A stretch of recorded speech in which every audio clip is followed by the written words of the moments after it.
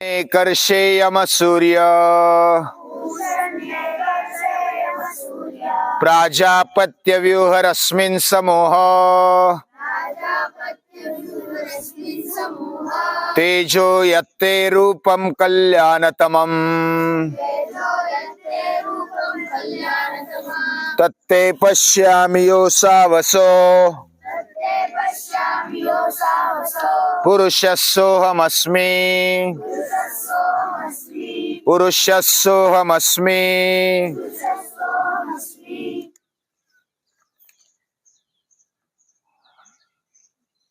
भगवान का जो वर्णन प्रार्थना में इस मंत्र में किया गया, वह वर्णन एक प्रार्थना है कि हे पोषण, हे कर्षे, हे सूर्य, हे यम, हे प्राजापत्य, आपका जो किरण है, आपके जो ज्ञान किरण है, प्रसाद किरण है, प्रकाश किरण है, उसको मेरी ओर इकट्ठा करके मोड़ दे। आपका तेज भी इतना भयंकर न रखते हुए मेरी ओर मेरे कल्याण के लिए तू मोड़ दे। ये प्रार्थना है। प्रार्थना हम दिल से करते हैं, अंतःकरण से करते हैं तो भगवान सुनता है। सुनता है ना? हम दिल से करें, और प्रार्थना जब दिल से करते हैं तो प्रभु दर्शन हो जाता है। प्रभु हमें दर्शन देते हैं, और प्रभु दर्शन जब होता है तो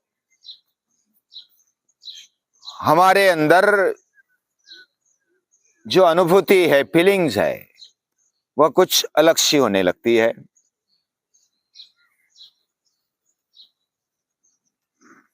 यानी जो चराचर को चलाने वाला,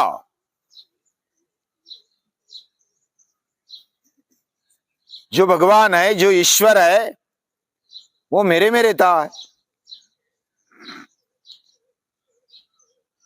जो सभी का पोषण करने वाला, जो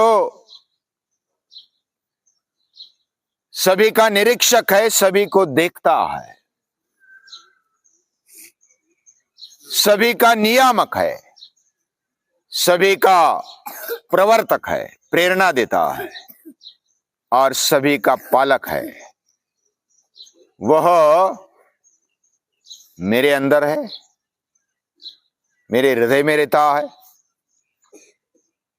ये गीता कहती है, सर्वस्य चाहं हृदि सन्निविष्टः ममैवांशो जीवलोके। ये प्रार्थना के बाद प्रभु दर्शन, और प्रभु दर्शन के बाद ऐक्य। ऐक्य में अलग अलग प्रकार का ऐक्य होता है। उसमें एक तो प्रेमातिशयता, यानी अतिशय प्रेम है, अत्यंतिक प्रेम है, तो ऐक्य होता है, एकात्मता होती है। जैसा प्रिय प्रियकर में, पति पत्नी में अत्यंतिक प्रेम होता है, तो वह गुणों से नहीं, प्रेम से इकट्ठा होते हैं। प्रेम से उनके जीवन में ऐक्य दिखाई देता है। एक प्रकार है ऐक्य का। दूसरा प्रकार है अंगांगी भाव, यानी हम शरीर से साथ में आते हैं, या तो एक का शरीर वो दूसरे का शरीर है। जैसे राम और लक्ष्मण, लक्ष्मण का शरीर नहीं रहा तो मेरा भी शरीर नहीं रहेगा। लक्ष्मण ने शरयू प्रवेश कर लिया तो राम ने भी कर लिया। यह अंगांगी भाव है, यह ऐक्य है। जैसे माता और पुत्र पुत्री ये ऐक्य होता है, उनका शरीर ये अलग दिखते हुए भी एक जैसा होता है, इसमें ऐक्य है। तीसरा जो है अंशांशी भाव, मेरे में जो अंश है आप में भी वही अंश है, ये भाव पैदा होना। भगवान सभी में है, सभी का रक्त बनाते हैं, सभी का लाल लोही बनाने वाले वो एक है, और एक होने के कारण हमारा संबंध हो गया, ऐक्य हो गया, लेकिन मन से अंतःकरण से होना चाहिए। यह अंशांशी भाव है। ममैव अंशो जीवलोके, आप में और हम में एक ही अंश है, ये समझने वाला, ये मानने वाला, इनमें ऐक्य होता है। दूसरों को दुख होता है तो इसको भी दुख होता है। दुनिया में दुख देखकर दुखी होने वाले ऐसे महापुरुष होते हैं जिनका अंशांशी भाव में ऐक्य होता है। चौथा प्रकार है साधर्म्य। साधर्म्य यानी उनके गुण अलग होते हैं, उनका स्वभाव अलग होता है, लेकिन वो एक ही काम करते हैं। जैसे साथ में हम एक विषय का अभ्यास कर रहे हैं, या तो साथ में वकील बन गए और साथ में रहते, पेशा है, वकीली करने वाले साथ में आ गए, तो ये साधर्म्य हो गया। यानी एक ही वो कार्य करते हैं, एक ही बाह्य धर्म उन्होंने स्वीकारा है, तो ये साधर्म्य है, उसमें ऐक्य है। और सबसे बढ़िया ऐक्य अगर कोई है ना, तो वो तादात्म्य है, तादात्म्य भाव, यानी पूरी एक रूपता। पूरा जैसा बिंदु सागर में मिल जाता है तो एक रूप बन जाता है, वो तादात्म्य है। कोई जल का बिंदु पानी में चला गया तो वो अलग नहीं रहता। नमक अगर पानी में घुल गया तो वो अलग नहीं रहता, वो पानी बन जाता है। ये तादात्म्य है। वही प्रकार, वही रूप, ये ऐक्य विशेष प्रकार का होता है। वैसा जीव और ईश्वर का तादात्म्य हो जाता है, लेकिन ये होना कठिन है, क्योंकि भगवान के जैसा ही रूप, भगवान के जैसे ही गुण, ये सब होना ये बहुत ही कठिन है। ये ऐक्य वो इतना शक्तिशाली है, हमारी शक्ति कम है। वो इतना सर्वज्ञ है, ज्ञानी है, हमारा ज्ञान अल्प है। उसमें इतना प्रेम है, हमारा प्रेम बहुत ही छोटा है, अल्प है, तो हमारा ऐक्य जल्दी नहीं होता। लेकिन ये जो ऐक्य है, जब हमारी समझ हमारे अंदर जो भी प्रभु है, ये कब होता है? ये ऐक्य तभी होता है जब हम भगवान को, ईश्वर को कल्याणतम समझते हैं, कल्याणमय समझते हैं। भगवान में और हम में साम्य, साधर्म्य कब आता है? वह सत्यम शिवम सुंदरम है, तो हम भी सत्यम शिवम सुंदरम है, ये साधर्म्य है। और तादात्म्य कब होता है? जब हमारे अंदर एक ऐसी भावना आ जाए कि भगवान कल्याणतम है, उसके जैसा कल्याणकारी दुनिया में कोई नहीं। लेकिन यह भावना कब आती है? हम जब अपने आप को पूछते हैं को हम, मैं कौन हूं, मैं कौन हूं, इसका उत्तर ढूंढते ढूंढते हमारे ऋषि कहां तक पहुंच गए? सोहम, यानी कोहम यानी मैं कौन हूं, और सोहम यानी वह मैं हूं, सह अहम को सावसो। ये जो ईश्वर तत्व है ये कौन है? असौ पुरुषः सोहम अस्मि। ये जो वह पुरुष है ना, जो पुरुषोत्तम है, जो ईश्वर है, असौ पुरुषः अयम अहम, मैं वही हूं,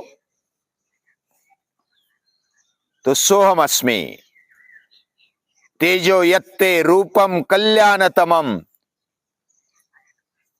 यो सावसौ पुरुषः सह अहम अस्मि। इस मंत्र में सिद्धि से लेकर के साध्य तक, यानी जो भी हम साधना करते हैं, सिद्धि प्राप्त करने के लिए प्रवृत्त हो जाते हैं, तो वो साधना शुरुआत में हो जाती है। और साधना यानी मेहनत, कष्ट, सातत्यपूर्ण उपासना।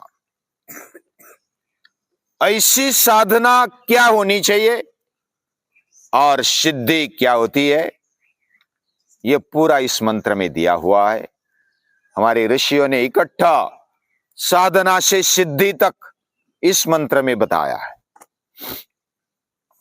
ये महापुरुषों के विचार है।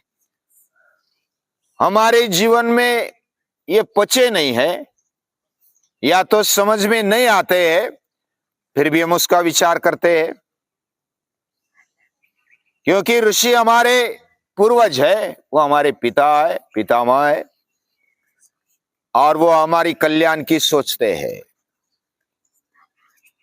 हमारे अंदर जो भी खून है वो उन्हीं का है।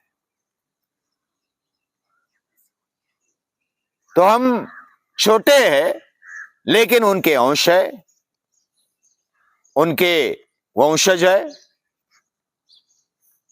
तो हमारे में वो शक्ति है, बनने की शक्ति है। हम अभी नहीं बने हैं, लेकिन बनेंगे। वी कैन बी, हम बन सकते हैं। तो ये जो ताकत है वह ऋषियों ने हमें दी, जगाई। ये उपनिषदों के विचार है। और जब मेरे अंदर, मेरे जीवन के अंदर प्रश्न पड़ता है कि मैं कौन हूं, वो हम, तो ये जो साधना करते करते ये तीव्रता होनी चाहिए। सोक्रेटिस के जीवन में ये तीव्रता थी। मैं कौन हूं, कोई भी वो प्रश्न पूछते थे। कोई भी बात आ जाए, कोई भी विषय निकले, तो वो प्रश्न पूछते कि ये क्यों, क्या है, इसलिए है। ऐसे प्रश्न पूछने वाला ये सोहम की तरफ जाता है। को हम ऐसा पूछने वाला वह सोहम बन जाता है। सोहम यानी सह अहम, वह मैं, सोहम अस्मि, तत्ते पश्यामि। ये दर्शन होने के बाद, प्रभु दर्शन होने के बाद ऐसी स्थिति आने लगती है। तो ये जो कब होगा? जब हम भगवान को पोषक, भगवान को निरीक्षक, भगवान को नियामक, भगवान को प्रवर्तक, भगवान को पालक जब समझते हैं, अनुभव करते हैं, तो हमारा जीवन वह संभालता है। हमारे जीवन में कल्याणतम ऐसी चीज होने लगती है। और ऐसा स्वरूप, भगवान का कल्याणतम स्वरूप हमें समझ में आने लगता है। वो हमारा पोषक है, पोषण देने वाला है। वो हमारा निरीक्षक है, हमें देखने वाला है। वो हमारा नियामक है, हमारे दोष, हमारे कमजोरी कम करने वाला है, नष्ट करने वाला है, हमारा प्रवर्तक है, हमें प्रेरणा देने वाला है, और हमारा पालक है, हमें संभालने वाला है। यह विश्वास होना चाहिए, तो कल्याणतम दृष्टिकोण हमारे जीवन में भी आ जाएगा। और ऐसे जीवन में ये प्रश्न उठता है को अहम, तो उसका उत्तर भी मिल जाता है, सह अहम, मैं वही हूं। और ये जो ऐक्य है, हम एक है, भगवान और मैं एक हूं, ऐसा लगना, ये प्रतीति होना, यह सोहम वाली स्थिति है। ऐसी स्थिति यह मंत्र बताता है। यह मंत्र बहुत ही अद्भुत है। यानी हमें साधना से लेकर के सिद्धि तक, हमें सामान्य से लेकर के असामान्य तक बनाने की क्षमता इस मंत्र में है। इस पर जितना भी विचार किया जाए, मनन किया जाए, उतना थोड़ा है। यह उपनिषद का, ईशावास्योपनिषद का यह ऐसा मंत्र है, इसका बार बार हमें मनन चिंतन करना चाहिए। इसके आगे भी 2 मंत्र है, लेकिन इन 2 मंत्रों में मानवीय जीवन, उसकी शुरुआत होती है, वह जन्म लेता है, वह इस दुनिया में आता है, और वह रहता है और फिर जाता है। वह किस लिए आता है, क्या करता है, क्या करना चाहिए, और जाता है तो कहाँ जाता है, कैसे जाता है, क्या करता है, यह सब बात अगले मंत्र में हम देखेंगे। जो भी ईशावास्योपनिषद हमें बताता है, यह उपनिषद ऐसा है, वेदों का सार इसमें आया है। ऐसा सार बताने वाले महापुरुष, उनके कारण हमारे समझ में कुछ कुछ आता है। ये जो समझ है, ये समझ और ये विचार, ये देन है महापुरुषों की, ऋषियों की, मुनियों की। उनको हर रोज याद करते हम, और उनका है, उनको समर्पित करते हैं, उनको नमन करते हैं।